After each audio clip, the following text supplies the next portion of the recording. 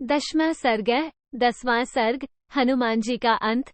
पुर में सोए हुए रावण तथा गाढ़ निद्रा में पड़ी हुई उसकी स्त्रियों को देखना तथा मंदोदरी को सीता समझकर प्रसन्न होना। वहां इधर उधर दृष्टिपात करते हुए हनुमान जी ने एक दिव्य एवं श्रेष्ठ वेदी देखी, जिस पर पलंग बिछाया जाता था।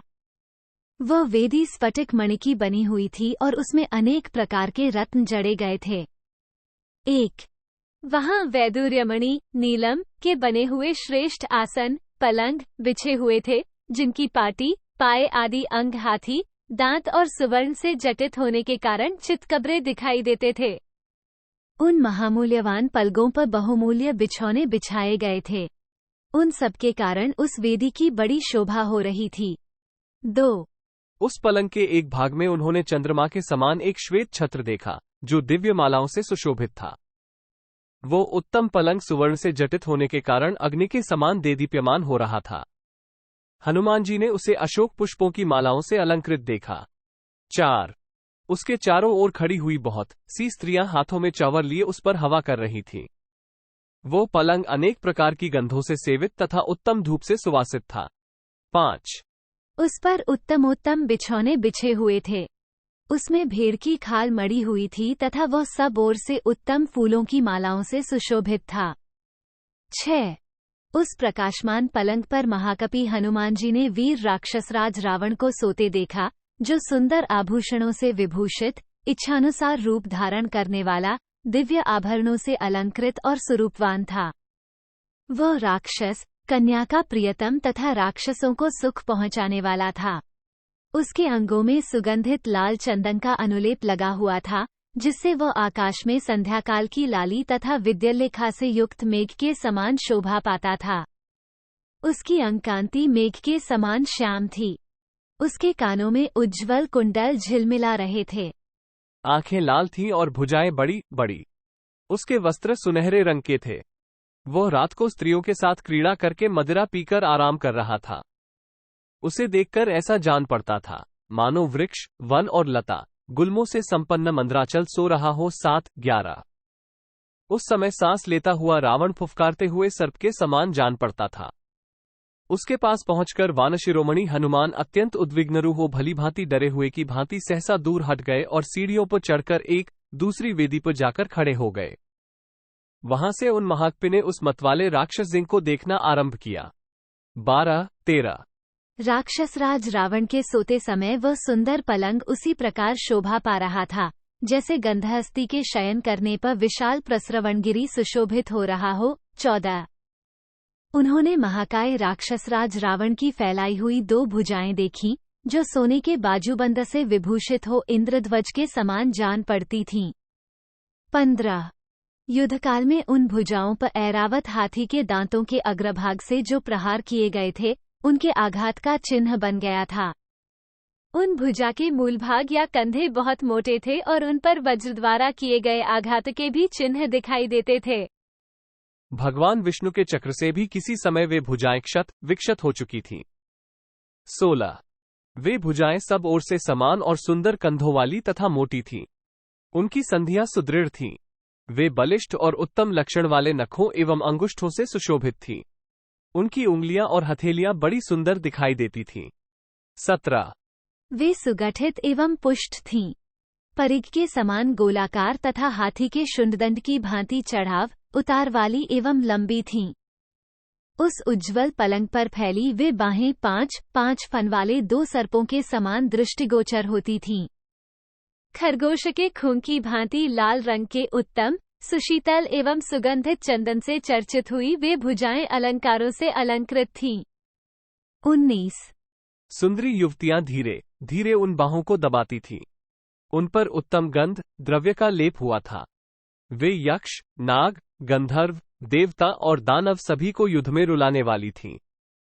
20 कपिव हनुमान ने पलंग पर पड़ी हुई उन दोनों भुजाओं को देखा। वे मंदराचल की गुफा में सोए हुए 2 रोषभरे अजगरों के समान जान पड़ती थीं।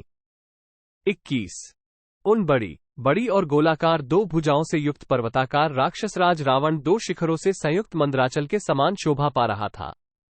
22 तारांकन यहाँ शयनगार में सोए हुए रावण के एक ही मुख और दो ही बाहों का वर्णन आया है।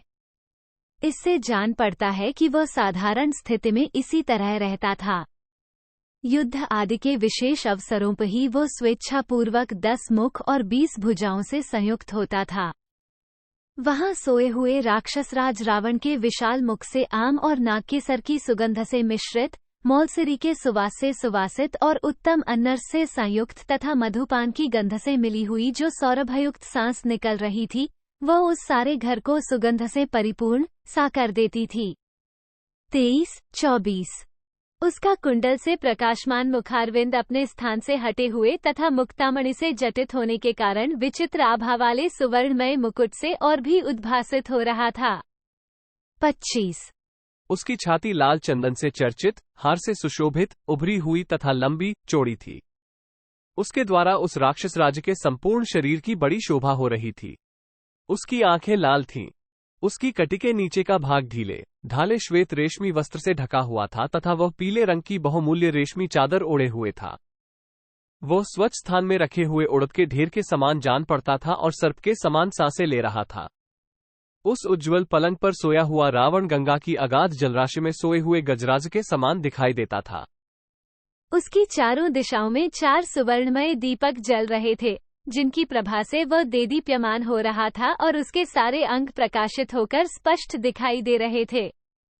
ठीक उसी तरह जैसे विद्युत गणों से मेघ प्रकाशित एवं परिलक्षित होता है। 29 पतिनयों के प्रेमी उस महाकाय राक्षस राज के घर में हनुमान जी ने उसकी पतिनयों को भी देखा, जो उसके चरणों के आस पास ही सो रही थीं।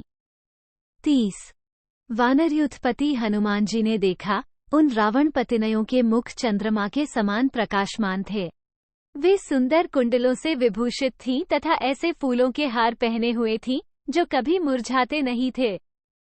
31 वे नाचने और बाजे बजाने में निपुण थीं। राक्षसराज रावण की बाहों और अंक में स्थान पाने वाली थी तथा सुंदर आभूषण धारण किए हुए थीं। कपिवा हनुमान ने उन सबको वहां सोती देखा। 32 उन्होंने उन सुंदरियों के कानों के समीप हीरे तथा नीलम जड़े हुए सोने के कुंडल और बाजूबंद देखे। 33 ललित कुंडलों से अलंकृत तथा चंद्रमा के समान मनोहर उनके सुंदर मुखों से वह विमानाकार पर्यंत तारिकाओं से मंडित आकाश की भांति सुशोभित हो रहा था।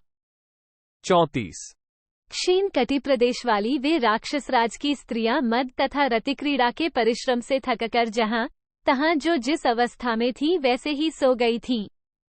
35 विधता ने जिसके सारे अंगों को सुंदर एवं विशेष शोभा से संपन्न बनाया था, वह कोमल भाव से अंगों के संचालन, चटकाने, मटकाने आदि द्वारा नाचने वाली कोई अन्य नृत्य निपुणा सुंदरी स्त्री गाढ़ निद्रा में सोकर भी वासनावश जागृत अवस्था की ही भांति नृत्य के अभिनय से सुशोभित हो रही थी। 36 कोई वीणा को छाती से लगाकर सोई हुई सुंदरी ऐसी जान पड़ती थी, मानो महानदी में पड़ी हुई कोई कमलिनी किसी नौका से सट गई हो। 37 दूसरी कजरारे नेत्रों वाली भामिनी कांख में दबे हुए मड्डुक लघुवाद्य विशेष के साथ ही सो गई थी। वह ऐसी प्रतीत होती थी जैसे कोई पुत्रवत्सला जननी अपने छोटे से शिशु को गोद में लिए सो रही हो। 38 कोई सर्वांग सुंदरी एवं रुचिर कुचों वाली कामिनी पटह को अपने नीचे रखकर सो रही थी, मानो चिरकाल के पश्चात प्रियतम को अपने निकट पाकर कोई प्रेयसी उसे हृदय से लगाए सो रही हो। 39 कोई कमललोचना युवती वीणा का आलिंगन करके सोई हुई ऐसी जान पड़ती थी, मानो कामभाव से युक्त कामिनी अपने श्रेष्ठ प्रियतम को भुजाओं में भरकर सो गई हो। 40 नियमपूर्वक नृत्य कला से सुशोभित होने वाली एक अन्य युवती विपंची विशेष प्रकार की वीणा को अंक में भरकर प्रियतम के साथ सोई हुई प्रेयसी की भांति निद्रा के अधीन हो गई थी। 41 कोई मतवाले नयनों वाली दूसरी सुंदरी अपने सुवर्ण सदृश गौर कोमल पुष्ट और मनोरम अंगों से मृदंग को दबाकर गाढ़ निद्रा में सो गई थी। 42 नशे से थकी हुई कोई कृशोदरी अनिद्य सुंदरी रमणी अपने भुजपाशों के बीच में स्थित और कांख में दबे हुए पण्व के साथ ही सो गई थी। 43 दूसरी स्त्री डिंडिम को लेकर उसी तरह उससे सटी हुई सो गई थी, मानो कोई भामिनी अपने बालक पुत्र को हृदय से लगाए हुए नींद ले रही हो। 44 मदिरा के मद से मोहित हुई कोई कमलनयनी नारी आडंबर नामक वाद्य को अपनी भुजा के आलिंग से दबाकर प्रगाढ़ निद्रा में निमग्न हो गई। 45। कोई दूसरी युवती निद्रावश जल से भरी हुई सुराही को लुढ़काकर भीगी अवस्था में ही बेसुध सो रही थी। उस अवस्था में वह वसंत ऋतु में विभिन्न वर्ण के पुष्पों की बनी और जल के छींटे से सींची हुई माला के समान प्रतीत होती थी। 46।